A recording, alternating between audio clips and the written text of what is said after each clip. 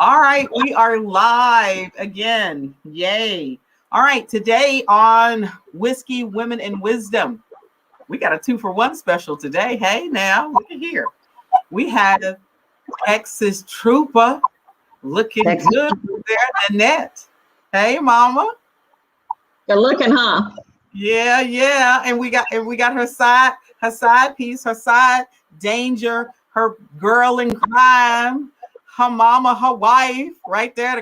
Just got through telling me she can cook. Yeah. We got the sexy Ortez over there, which she has said called nasty. Yeah, she said that today. Yes. So I'm really excited because we're going to talk about safety tips because both of y'all ride. And It is really important for us to know what we need to do. But before we get into that, let me see your drinks. What you got over there? What you drinking? Because I am an essential worker. Okay. So and then what are you drinking? I am drinking Uncle Nearest 1856. When we talk about whiskey, women, and wisdom, we need to talk about female distillers. Let me hear. Uncle Nearest is one of the female distillers. Tell me briefly about the history of that for the people that don't know. Okay, so Uncle Nearest, he was one of the first distillers for Jack Daniels.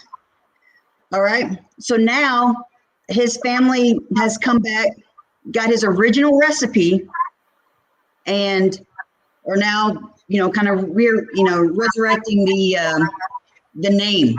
And I'll tell you, it's a pretty damn good whiskey. It is, with some peach, simply peach. At some point, because he was a slave, and so he was doing all of the work for Jack Daniels and never got credit for any of that. Actually, he was made the first master distiller, which was unheard of at the time because he was a black gentleman and a former slave.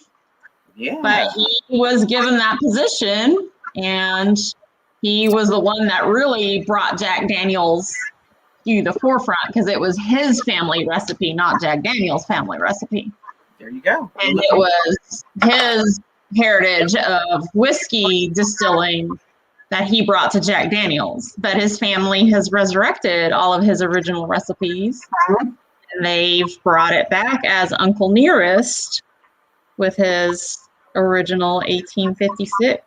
I love that. Well, how we write, let me just throw that out there. Over there at Law Tigers, Houston and Austin, got me drinking some Jameson now.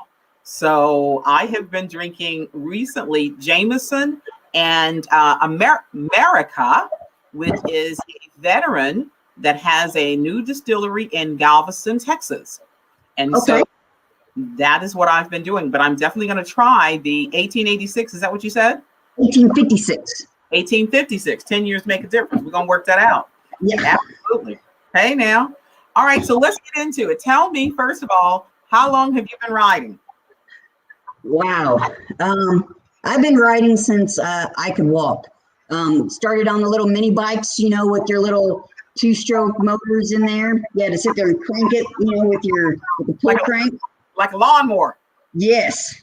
And then we went to ATVs, the 3-wheelers. So, I'm kind of old if I can ride a 3-wheeler and not have died. And then I moved up to my first Harley, which was a 2003 Sportster. And then I went to a night train, and then now I'm on my Street Glide. Go ahead, Street. Baggers in the house. Hey, yeah. We be holding it down.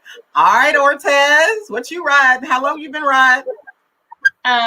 Probably since I was in diapers. My dad had motorcycles, and he put me on the tank because this was before safety was invented.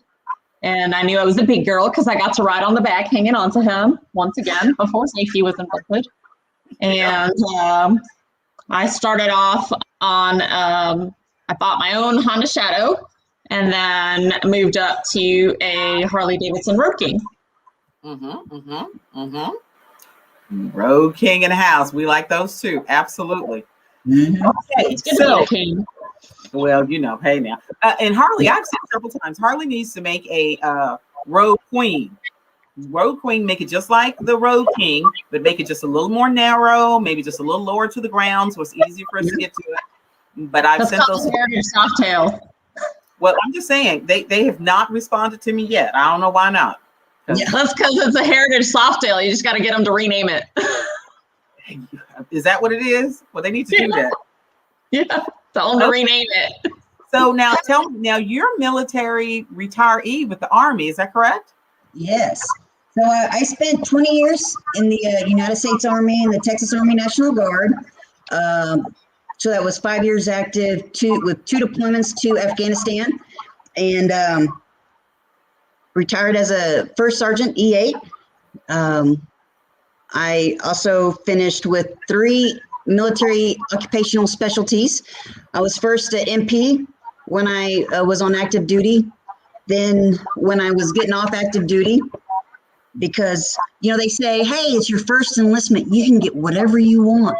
And I had my little list of demands, and they said, yeah, no, that ain't going to happen. So I said, you know what? I'm getting out. And I got out, didn't know what I was going to do. And the recruiter goes, so what do you plan on doing when you get out of the military? I said, I don't know. I think I'm going to go be a cop somewhere. And he goes, why do you want to be an MP on the weekends if you're going to be doing that full time? He goes, why don't you do something different?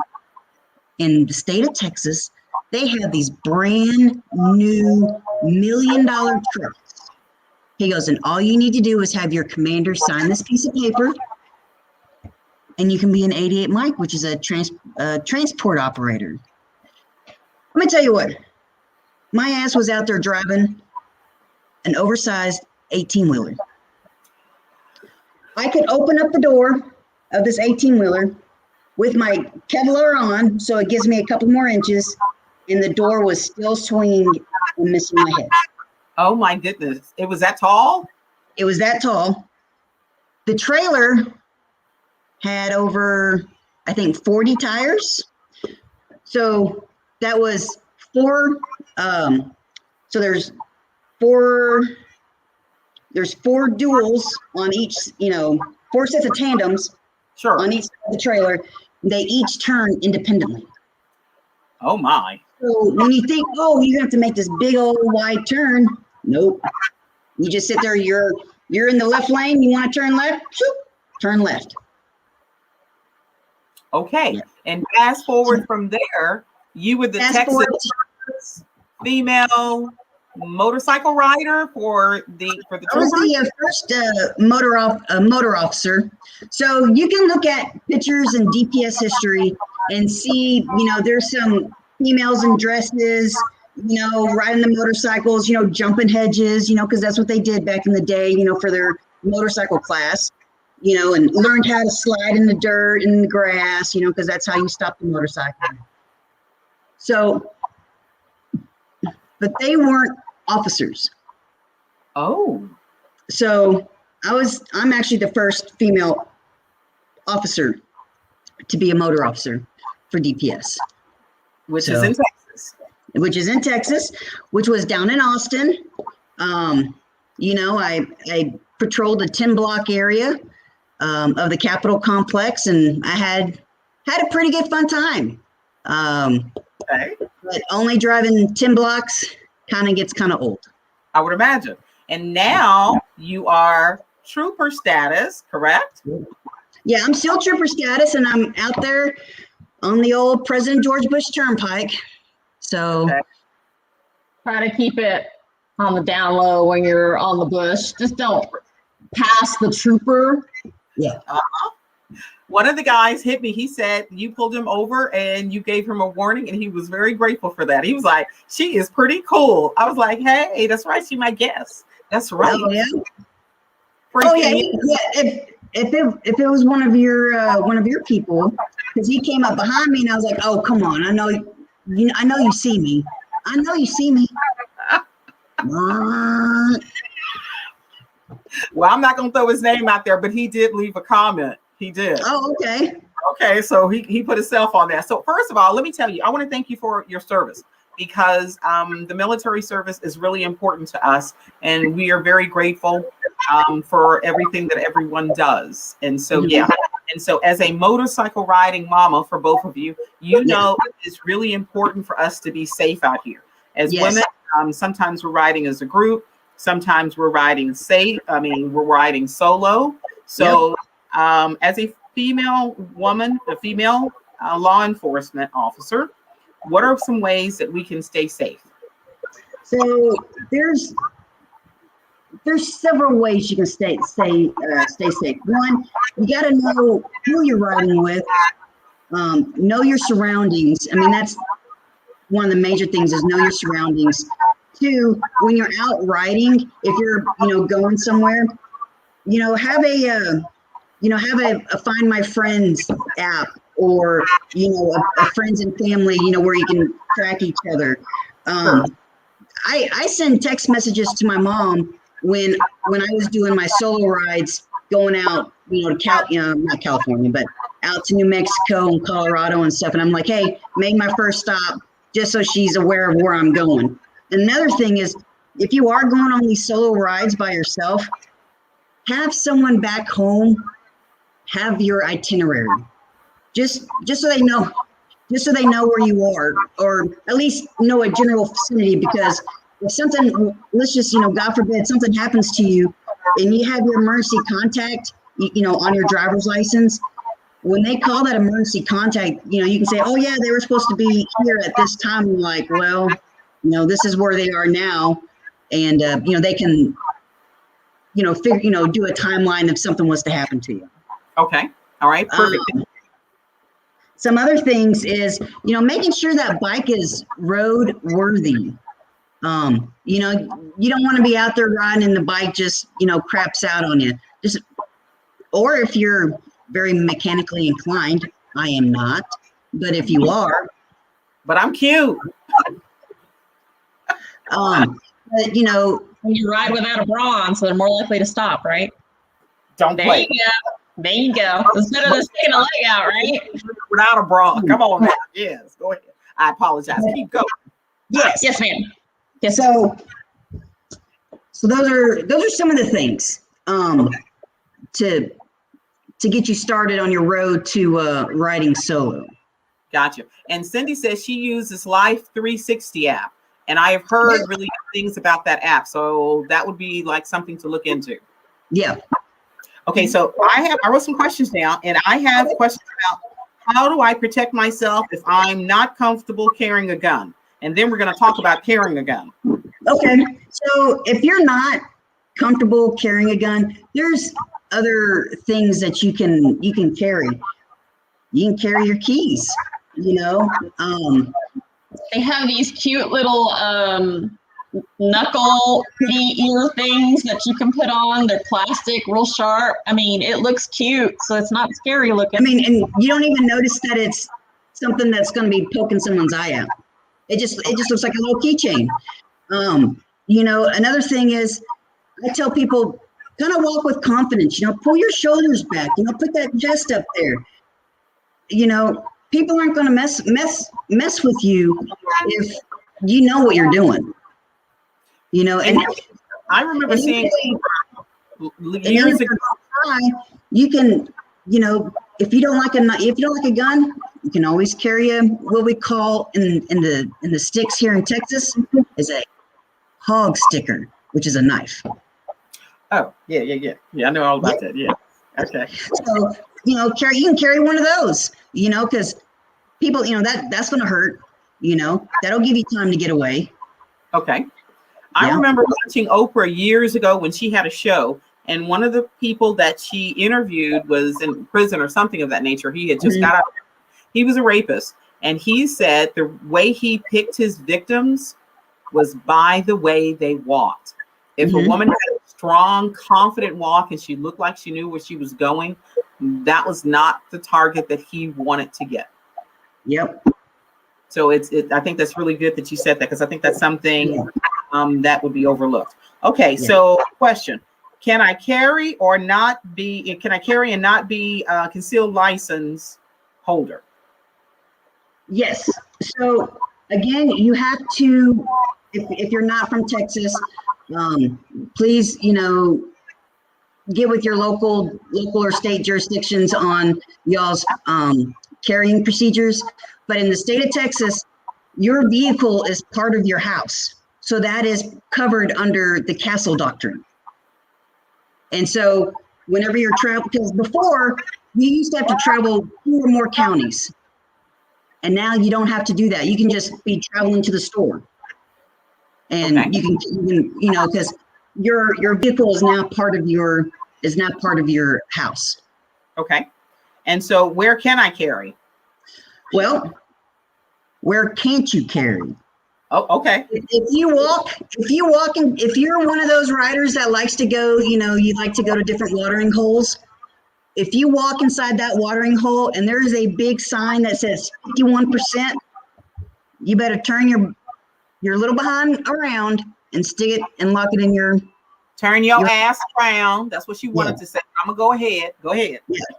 Turn your ass around and lock your shit in your bike. There you go. Thank you. That's what she wanted to say. Yes, there you go.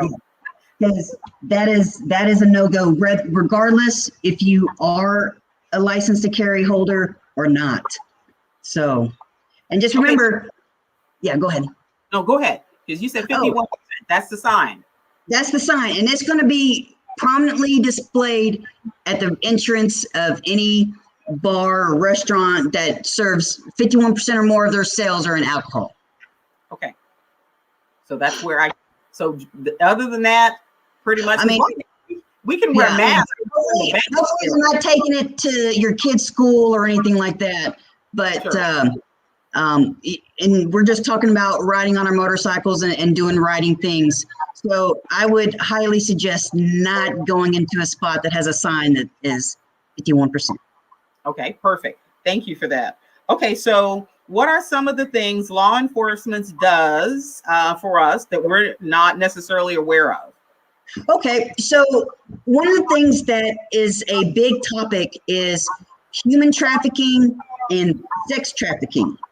And you may be on your bike by yourself, and if you get pulled over, I mean, they may ask a couple of questions, but where you will see these questions more likely is when you're probably in a car with maybe, you know, a guy or, I mean, these people that have been trafficking and sex trafficking other folks have been females. You know, they've been doing it too. So, you know, if y'all are in a big group and there happens to be someone in the car that, you know, may be upset or something, you know, they may start, you know, pulling people out and separating, make sure everyone's stories are the same. And hopefully, you know, y'all stories are the same. You just had a bad night and, you know, we're not trafficking anybody. So and that's still a really big issue worldwide, yes. right? In the United States is sex trafficking Yes. and human trafficking. Yes. Yes, Okay. even in the driver license office where I work, we have things that we look for, you know, like people not holding their own documents or someone speaking for them. So there's a lot of times where for services or anything else, they have to come and get an ID for that person. And we try to be as vigilant as possible because we may be the last time they're seen in a government or public venue. So we try to make sure that we're very alert to the possibilities of human trafficking. It's very serious. Ooh, wow. You know what? I say this as a joke, and I all the time. That's one thing I care about being. You know, this COVID's put a little extra weight on me. So, you know, it's not like somebody in a white panel van is like looking at me like they're gonna snatch me and drag me in because, you know, I got this extra weight on me where, you know, unlike somebody else over there next to Or see, they might, you know, hold a cookie out in front of you and be like, "Hey, look, That's I got a jar of some delicious whiskey. Are you coming in the windowless white van with me?" Yeah, that's how they would get me. If they held some whiskey next to whatever else, they would get me that way. Yes, absolutely. Now, all jokes aside, because I know it is not funny, and I'm making light of it just to, you know, for my particular part. But I know it is something very, very serious. So I'm a heavy girl. Well, you know, I'm thick, and I need not to be going next to no white panel van or whatever else. But while we're out here on these motorcycles, more so for the women that are solo riders. Okay. You said we can carry our gun with us because that's part of our home. We can carry, a hog sticker, which is a knife. We can carry, the key ring. What about mace or something of that nature, especially Texas heat? Is that still good or not? You can still carry, I believe you mentioned some wasp spray, because that does reach further away. She told you that. I do. I do. I do keep wasp spray because I don't want to have to shoot an MF, but I will. So I keep wasp spray because it will go like 20 feet. Yeah. You got bear spray, you got mace, these are all things that, you're using to protect yourself. If you feel that you are in imminent danger, you are in fear for your life, you can do at all means possible to protect yourself. And if we're calling 911 because we're on the highway, what do we need to start paying attention to on the highway that can help them locate us? Because I'm always paying attention to mile markers, but I know most people don't. What can they start doing for that? And what should they say when they call? Well, so when they're calling, one, you got to, give your location. Okay, I'm on the highway and we're headed eastbound, and the next question is, okay, where are you at? And you're like, gosh, I haven't seen an exit in 3 miles. And so just so you're aware, when you dial 911, it goes to the nearest 911 center, whether it's a county or a state or a city 911 center.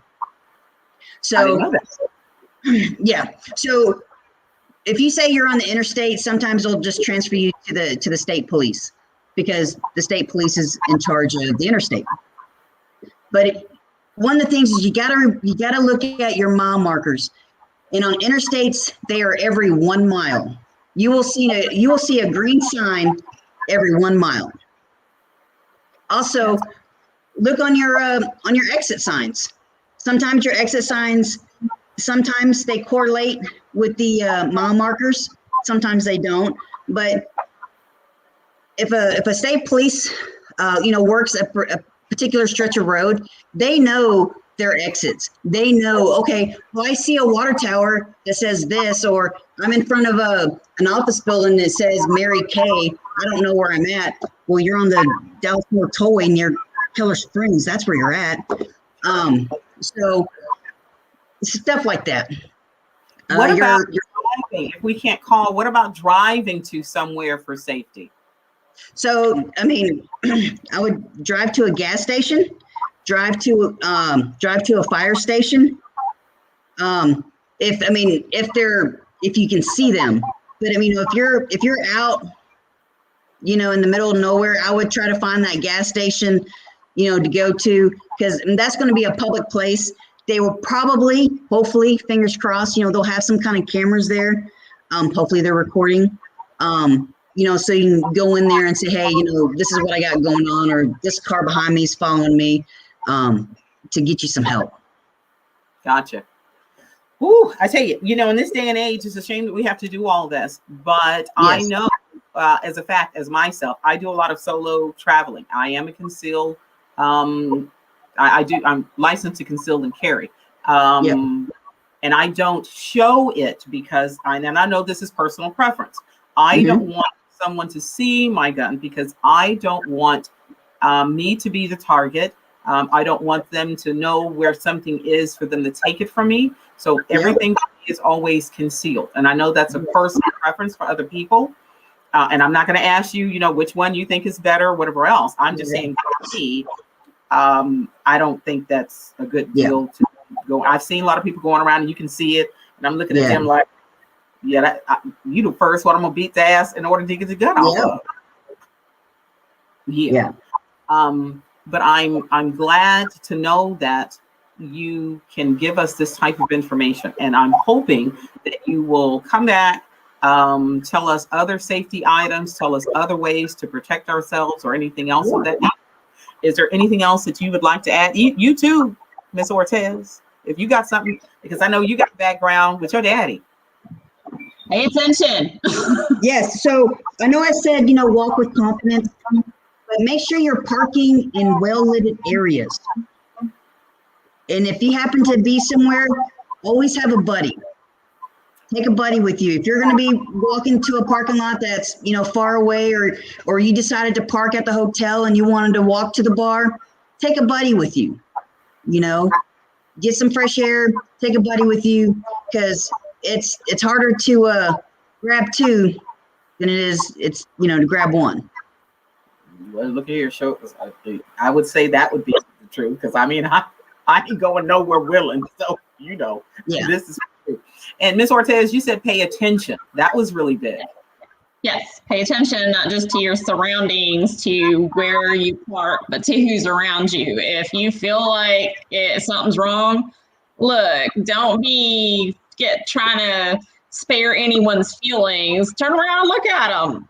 Did you need something from me? I mean, just put them on the spot. Don't just be shy and, go quietly into the night. A lot of people have gotten hurt or gone missing or whatever because they didn't want to make a scene, or they didn't want to hurt somebody's feelings, or they didn't want to be rude or whatever. You're going to have to be rude. It's either be rude and put someone on the spot, or get your butt snatched and be yelled at by me on HLN when you're on the episode. I'm going, girl, you could have gotten out of this. Why did you stop?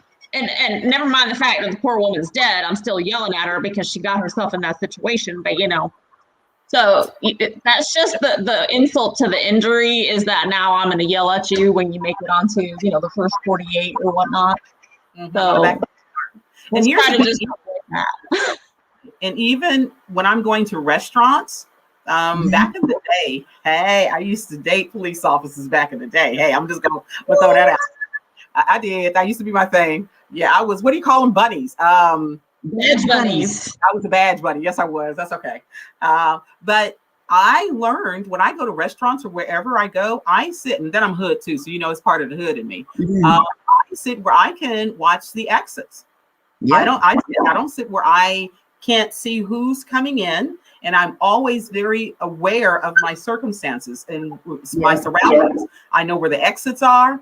I know if it's summertime and somebody's walking in there in a black trench coat with sunshades on. Right. I'm paying attention to the height thing when people come in at the 7-Eleven to see how tall they are.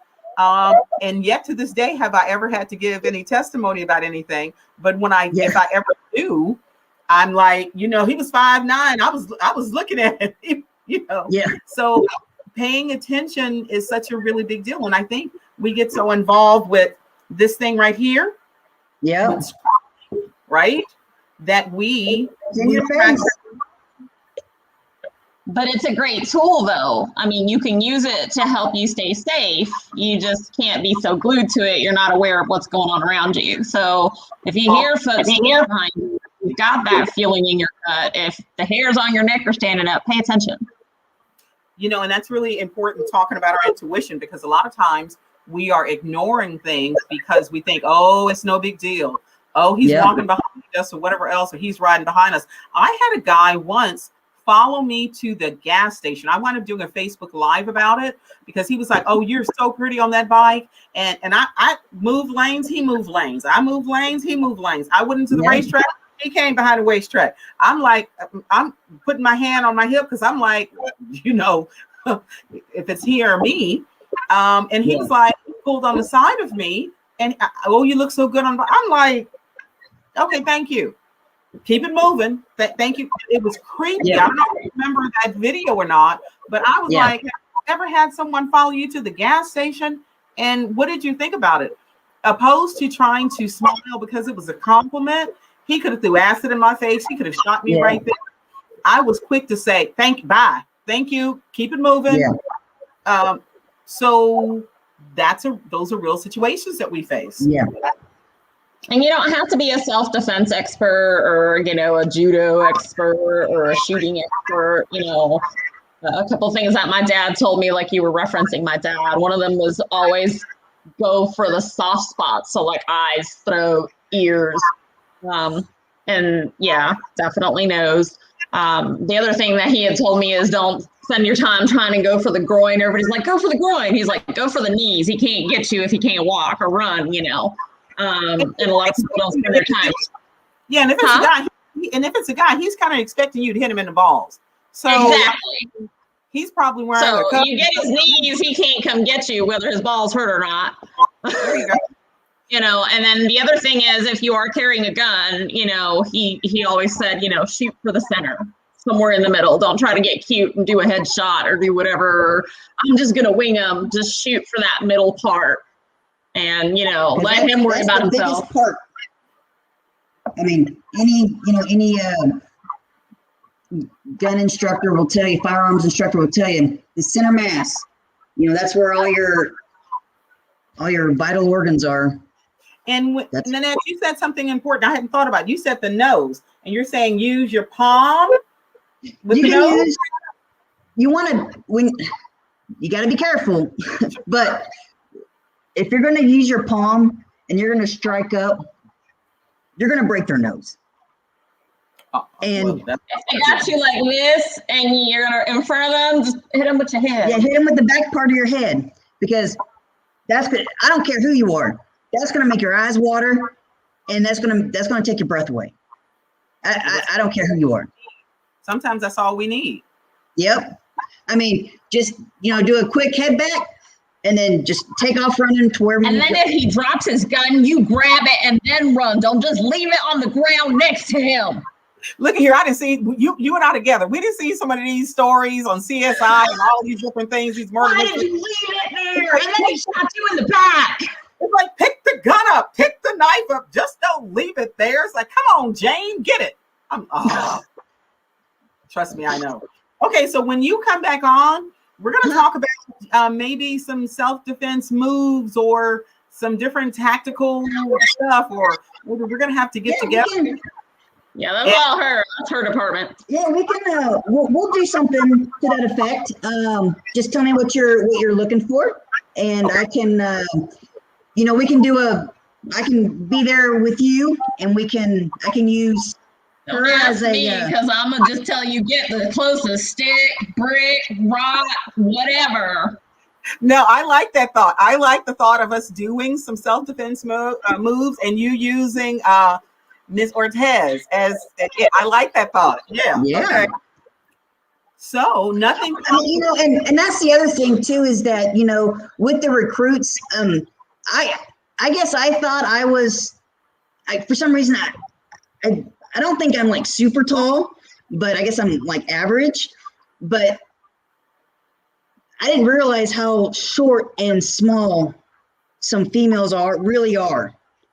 And this recruit class that's going through the DPS training down in Austin is the largest female it's the most, how do I say this? They have more females in this class than any other recruit class ever.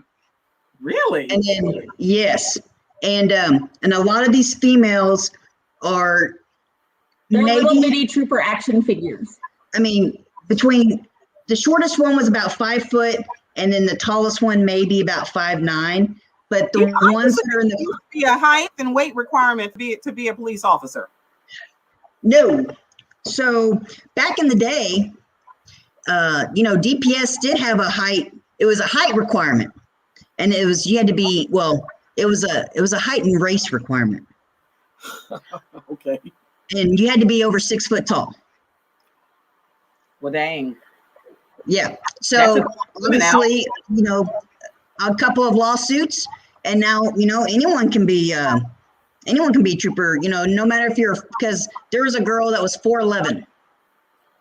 There's also no age limit as long as you can make it through the recruit school. Yeah. I think the oldest one that y'all had was like 55, but he was a marathon runner, like an ultra marathon runner. Okay, I'm gonna let you know, baby. 55 ain't old. Don't start that. Okay, 55 not old. Okay. A police recruit, that's a first time. 55 is seasons, okay? Not if it's your first time becoming a police officer. If you were coming from a different police agency, that'd be different. That would be seasoned. But he was brand new. I'm taking this kind of personal over here. I'm just saying, you're hitting the number for me. Ma'am, calm your tits. No, I will not. Don't play. Look, you would think riding around on my motorcycle with no bra and no panties on most of the time, you know, would get me in more trouble than it does. But you know, I'm holding my own. So funny you should say that. No bra and no panties. So I know we ride. What do you say we ride for the? What was it? So We ride to eat. we ride to eat. Don't ride and wear cute stuff. Oh, ride for the slide. Ride for the slide. You know, someone like St. James, you know, you're out there, your titties are flopping. I'm out there in my truck and I see, whoa, I see big old titties. You know what's going to happen? It's going to cause me to drive off the road. Drive you off the road. Or, you know, another car's going to hit you. So you got to be careful. You need to ride for the slide or dress for the slide. In my defense, I have the rest of my clothes all. You got my hair all moved around. I got everything else. Her hair all messed up too. She was like, whiplash. I got everything else covered up on me. It's just most of the time I'm doing long rides, and I have I wear a cami, so you know I'm contained, but I do bounce. I will say that if I hit a bump, you know they kind of it's like trying to herd cats. But I'll wear my jacket, I'll wear my jeans, I have my on and my gloves. But I like on long rides, I love being comfortable, and I have I'm riding, you know, my road glide most of the time, and it's just something about when I have the freedom to just feel it. Yeah, you're right. Sometimes, you know, I got some rubberneck going on because they're like, what? Yeah, okay. I'm gonna keep that in mind.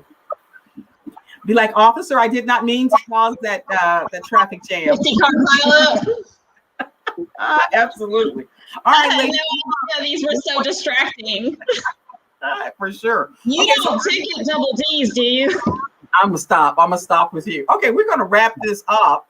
Right. But I definitely want you to both to come back so we can talk about some self-defense moves and give the ladies whatever help that they can get while we're out there. And then ladies, understand this. You know, it's lots of fun going on. You know, we're having a good time. You know, I made a joke about, you know, me being pulled in a, you know, white panel van because I'm thick or whatever. It's not happening. And then a couple other things in order to make it light. But know that we take our safety very seriously. We take your safety very seriously.